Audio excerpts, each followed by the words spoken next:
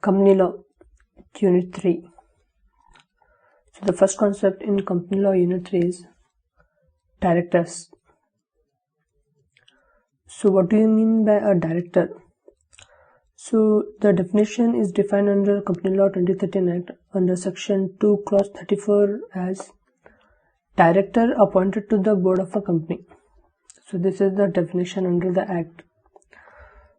But in other acts, in the Nigerian Act, the definition is defined as a person who is duly appointed by the company to direct and manage the business of the company.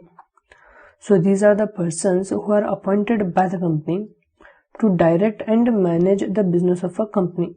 So this is the definition of directors. Next, position of a director. So what is the position of a director in a company? Directors as agents. So directors, they act as an agent of a company. So they perform all the tasks that a company has to perform. So they do every task that a company has to do. So they act as an agent of a company. So if a company has to do something and act, it performs through its directors. The next is directors as trustees of a company. So directors act as trustees of their company. So they can hold property for the company, they can sell property for a company, they can take a loan on a property for a company or mortgage. They have all the powers of a trustee over a company's property. So they are trustees of company's property.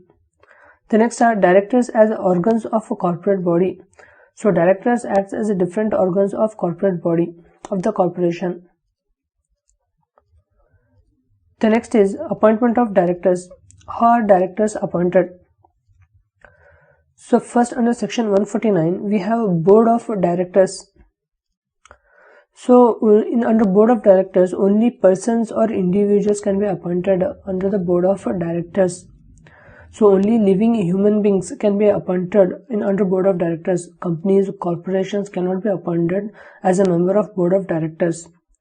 So under public company, it is compulsory to have at least 3+ members as board of directors. Then under private company, it is compulsory to have at least more than 2 members or 2 or more than 2 members as board of directors.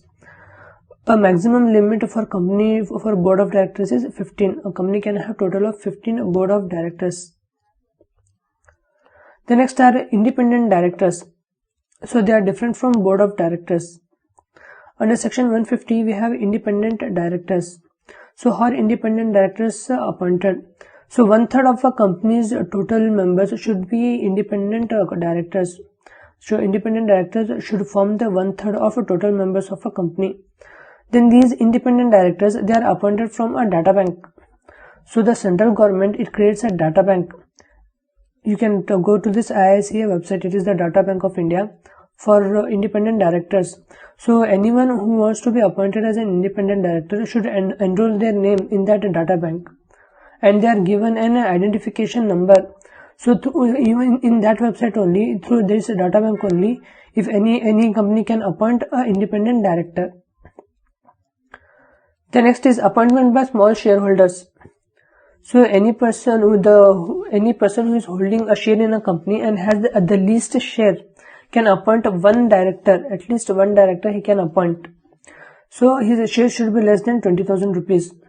So if his share is less than 20,000 rupees, then he can appoint one director of his own in the company.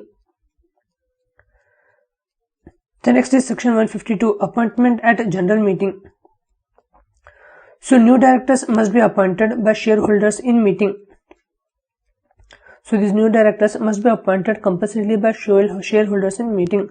So only shareholders have the authority to appoint new directors to a company in their general meeting. So all the shareholders, they do general meeting, and in that meeting they have the power to appoint directors. Even board of directors are appointed by shareholders only in their general meeting. Section 160, fresh appointment. So how to appoint a fresh director in a company? So anyone who wants to be appointed in a company as a director, then he should give notice to the company 14 days prior to his appointment. So he should give notice to the company before 14 days, and with 1 lakh rupees deposit he has to give to the company. which is refundable only if he gets elected or at least 25% shareholders vote for him to get appointed, or else he will not get his refund of 1 lakh rupees. The next is section 161, appointment by nomination. So the nomination procedure is defined under the article of association of the company, and at least the shareholder should have at least 10% share, and then he may nominate a director. The next is 162, appointment by voting. So all the shareholders, under general meeting, when they are appointing a director, they have to go for simple majority. So anyone who has a simple majority can elect a director.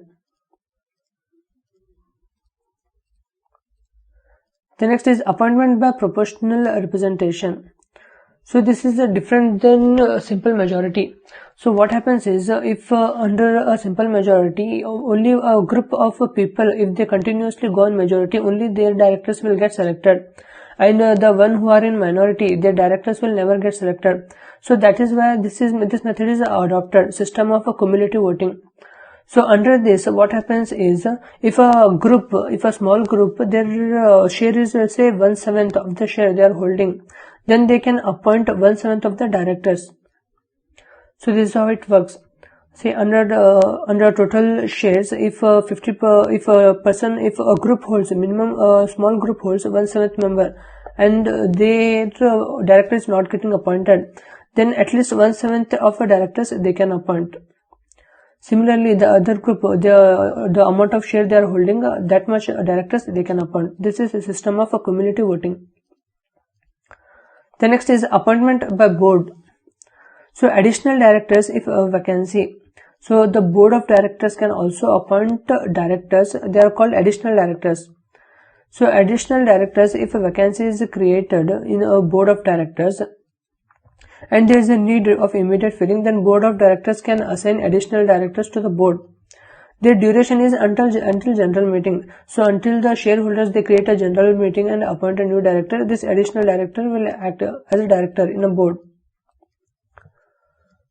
Case law. B.N. Vishwanathan versus Tiffins Barrett Asbestos P. Limited, Private Limited. So their article said that board may fill casual vacancies. So their article in the statute only, they said that board of directors may fill casual vacancies. So if any vacancy is created, then a board may appoint a new director. But what happened was, in a general meeting, the shareholders appointed a director without consulting board. So the board challenged this, that the authority is to the board, then how can shareholders appoint? But it was held that the shareholders have authority to appoint a new director if there is a vacancy. If even though the board has a power to hire a new director through article of association, but still, if there is a vacancy created and board fails to perform its duty, then under general meeting the shareholders can hire a director. Disqualifications. So when is a person cannot be elected as a director of a company? So he is disqualified under section 164. There are certain disqualifications are given. First is unsound mind. If the person is of unsound mind, he cannot be elected as a director of a company. The next is he is undischarged insolvent. Next is applied to be adjudicated as insolvent and his application is still pending in the court to prove insolvency. Next is he was convicted for an offence with 6 months imprisonment for moral turpitude offence. And if he is convicted for 6 months, then he is not eligible for 5 years to appoint as a director. Next, if he has been imprisoned for 7 years, convicted for an offence with an imprisonment of 7 years, then he is totally disqualified to be appointed as a director. Next is disqualified by the order of a court or a tribunal.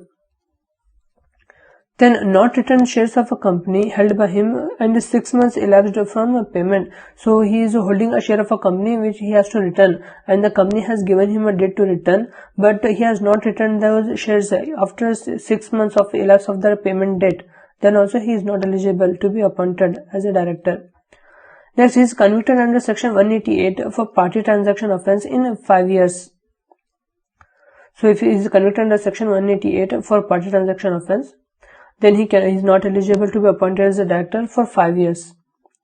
The next is not complied with the requirements of a director identification number. So he did not comply with the director identification number requirements. Next, types of directors. So based on functions, we have executive directors first, executive directors and non-executive directors. So under executive directors, they are present internally involved in company. So these executive directors, they are present inside the company and they are internally involved in the company's matters. So first we have managing director. So managing director is nothing but a CEO of the company and he has all the management powers over the company. The next is whole-time director. So this whole-time director, he is appointed through a special contract, but he is not CEO. He is also a permanent director, but he is not CEO. He is appointed through special contract. Next, we have non-executive directors. So non-executive directors, they are external professionals involved in everyday activities of a company. So they are non-professional, external professionals, and they are involved in everyday activities of a company. First, we have independent directors. So under independent directors, their duties to ensure transparency and provide expertise to a company. So we saw their appointment, independent directors. They are appointed through an online portal. The next is nominee directors. So nominee directors are nothing but the representative of shareholders in the board. So the shareholders, through voting, they appoint board of directors, and this is called nominee directors. The next is based on appointment, based on the method of appointing. First, we have additional directors. So they are appointed to deal with unexpected or additional work. So if any unexpected or additional work arises, then additional directors are appointed.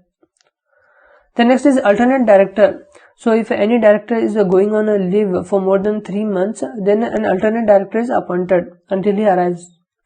The next is a casual vacancy director. So if a casual vacancy is created, if any director resigns or he dies or he is in incapacity to act as a director, then to fill the casual vacancy, a director is appointed. It is called casual vacancy director. Then miscellaneous type of directors. First, we have residential directors. So at least one director in a company, he should be a resident of India. That is, he should live at least 1 to 2 days in a year in India. The next is women director. So at least one women director should be there in a company. It is compulsory. The next is small shareholder director. So any small shareholders with less than 20k share can appoint one director. It is called small shareholder director. Next, powers and powers of a director. So first, he can exercise all powers and acts of a company. So he has all powers of a company and he can act and he can do any act of a company. Then to make calls in respect of money unpaid on shares. So if any shareholder has to pay his return shares or make payment for the share, then they can make calls for them. Then call meetings on a suo motu basis. Then issue shares, debentures or any other instruments in respect of company. Then they can borrow and invest funds in a company. They can approve any financial statement and board report.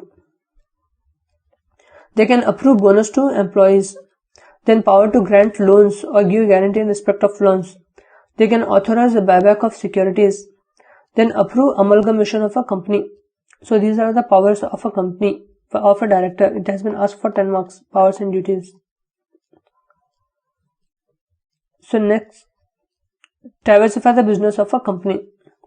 So duties of a director. What are the duties of a director? Under section 166, his duties are to act in good faith to the company, then act in accordance with the article of association of a company, then act as to promote objects of a company, then act in the best interest of a company and its shareholders, exercise duties with due and reasonable care, to exercise independent judgment, then not get involved in a situation where his interest conflicts with the company's interest, then not to sign his office to any other person, then not to achieve undue gain or advantage over the company. So these are powers and duties of a director. Next, removal of a director. How is a director removed? So he can be removed by shareholders by passing special resolution. So if shareholders in their general meeting pass a special resolution to remove a director, then he is totally removed. Next, by company law tribunal. So if any company law tribunal orders removal of a director, then he is removed. Then by resignation, then any director can leave his office through resignation. So this concludes the concept of a director. The next concept we will take in next video. Thanks for watching.